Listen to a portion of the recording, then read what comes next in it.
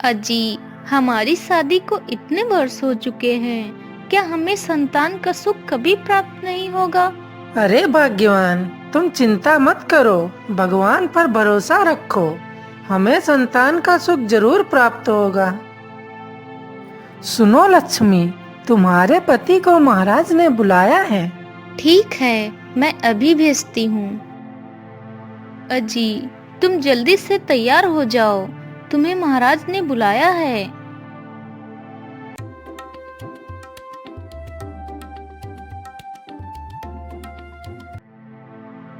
महाराज, आपने मुझे अचानक से क्यों बुलाया है? श्याम, मेरी पुत्री को फूल बहुत प्रिय है। तुम अपने बगीचे से रोजाना फूल ले आया करो। ठीक है महाराज, मैं फूल ले आया करूँगा। फिर श्याम अपने घर चला जाता है। अजी, महाराज ने क्यों बुलाया था?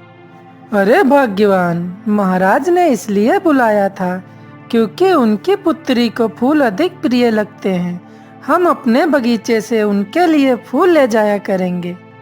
ये तो बहुत खुशी की बात है। एक दिन लक्ष्मी अपने बगीचे में फूल तोड़ने जाती है तो उसे एक आवाज सुनाई देती है। अरे कोई मेरी मदद करो, कोई मेरी आवाज सुन रहा है, मेरी मदद करो। अरे, यह तो कितना सुंदर है। बेटा, तुम कौन हो? मैं उदयगढ़ का राजकुमार हूँ।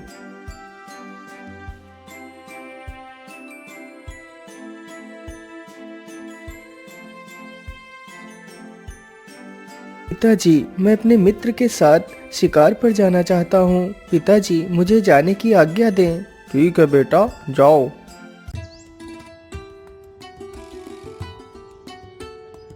अरे मित्र, हमें कोई शिकार तो मिला नहीं है, लेकिन मित्र मैं बहुत थक गया हूँ और मुझे बहुत जोर की प्यास लगी है। मित्र, तुम चिंता मत करो, आगे चलो, हमें पानी कहीं न कहीं अवश्य मिल जाएगा। मित्र, मुझे लगता है सामने एक नदी है, चलो हम लोग नदी पर चलकर पानी पीते हैं।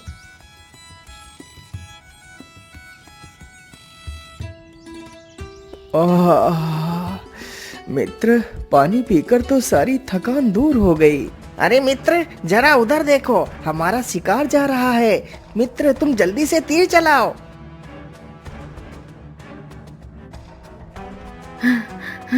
मेरी मदद करो, मेरी मदद करो।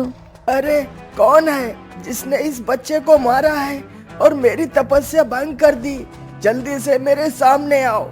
बाबा, इसका वध मैंने ही किया है। अरे दुष्ट, तुमने ये क्या किया? तुमने एक बेजुबान पशु की हत्या कर दी। मैं तुम्हें श्राप देता हूँ, तुम एक फूल बन जाओ। हे ऋषिवर, मुझे क्षमा कर दो। आज के बाद मैं कभी बेजुबान पशुओं की हत्या नहीं करूँगा। मुझे क्षमा कर दो ऋषिवर, मुझे क्षमा कर दो। तुमने ये जो अपराध किया है, इसका कोई भी क्षमादान नहीं है, परंतु मैं तुम्हें क्षमा करता हूँ।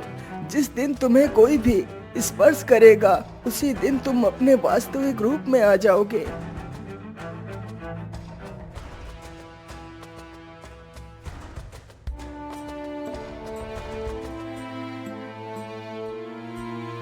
मोहन, राजवीर कहाँ है? तुम्हारे साथ नहीं आया? मोहन राजा को सारी बात बता देता है। ठीक है मोहन, सुबह होते ही हम राजवीर को ढूंढने जाएंगे।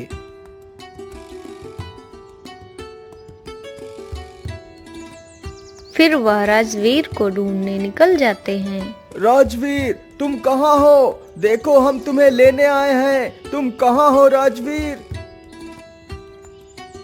मित्र, तुम कहाँ हो? हम तुम्हें लेने आए हैं मित्र।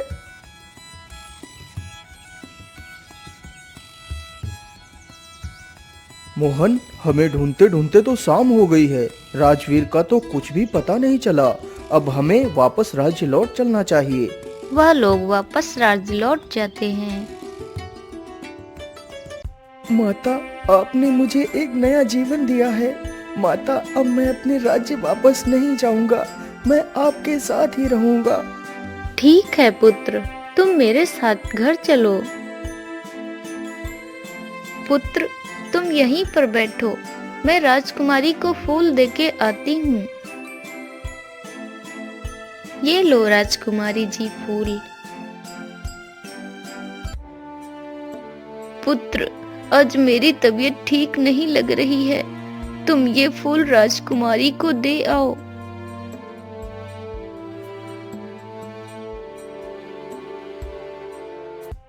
राजकुमारी जी, ये लो फूल। अरे यह लड़का तो कितना सुंदर है। मैं विवाह करूंगी तो इसी के साथ करूंगी, नहीं तो किसी के साथ नहीं करूंगी।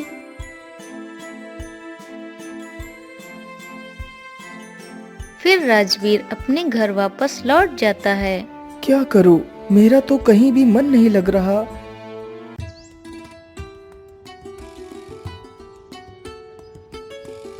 राजवीर, मैं तुमसे बहुत प्रेम करने लगी हूँ और तुम्ही से विवाह करना चाहती हूँ। राजकुमारी जी, मैं भी तुम्हें बहुत पसंद करता हूँ। राजवीर, तुम मेरे साथ मेरे पिताजी के पास चलो। पिताजी, मैं आपसे कुछ कहना चाहती हूँ। कहो पुत्री, तुम क्या कहना चाहती हो? पिताजी, मैं राजवीर से बहुत प्रेम करती हूँ और उन्हीं से विवाह करना चाहती हूँ।